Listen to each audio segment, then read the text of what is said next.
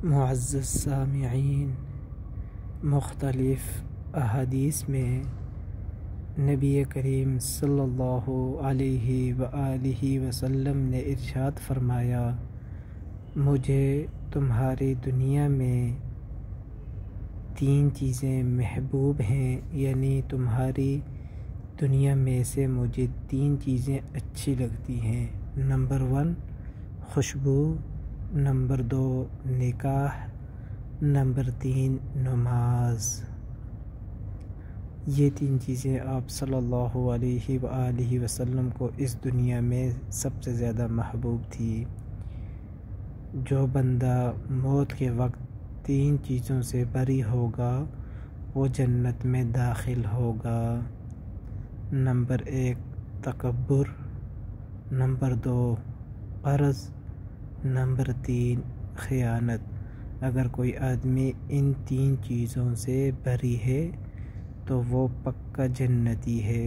اللہ رب العزت ہمیں تکبر، قرض اور خیانت سے محفوظ فرمائے، آمین۔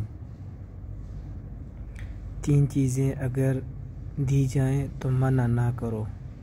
نمبر 1 خوشبو، نمبر 2 تکیہ، نمبر 3 دودھ۔ یہ حدیث کا مفہوم ہے۔ جب آپ کو کوئی آدمی ان 3 چیزوں میں سے کوئی چیز دے تو منع نہیں کرنا چاہیے، لے لینا چاہیے۔ خوشبو ہو، تکیہ ہو یا دودھ ہو۔ 3 لوگ جنت میں داخل نہ ہوں گے۔ اللہ رب العزت ہمیں ان لوگوں میں سے ہرگز نہ بنائے۔ نمبر 1 والدین کا نافرمان، نمبر 1 والدین کا نافرمان، نمبر 2 شراب کا عادی، نمبر 3 چغل خور، نعوذ باللہ من ذالک۔ اللہ ہمیں ان لوگوں میں سے نہ بنائے۔ 3 لوگوں کو اللہ تعالی عرش کے سائے میں رکھے گا، اللہ ہمیں بھی ان لوگوں میں سے بنائے۔ بھوکے کو کھانا کھلانے والا، غور سے سنیے۔ نمبر 1 کیا ہے؟ بھوکے کو کھانا کھلانے والا، نمبر 2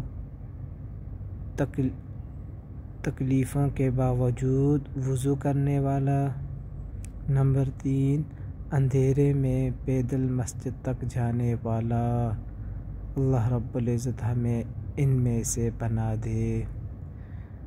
رسول اللہ صلی اللہ علیہ وآلہ وسلم نے ارشاد فرمایا، اللہ تعالی اس شخص کو تر و تازہ رکھے جس نے میری کوئی حدیث سنی اور دوسروں تک پہنچا دیا اس حدیث کو۔ تو ہمیں بھی جو ہم سیکھیں، چاہے وہ قرآن ہو یا حدیث ہو، تو ہمارا حق بنتا ہے کہ ہم وہ چیز دوسرے تک پہنچائیں۔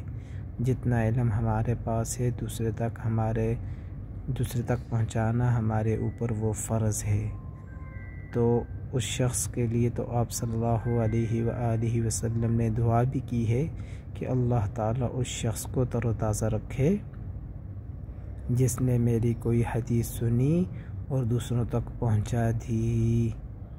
تو اللہ رب العزت ہمیں بھی احادیث کو آگے پہنچانے والا بنائے اور اپنا خصوصی رحم اور کرم اور فضل کرے، آمین یا رب العالمین۔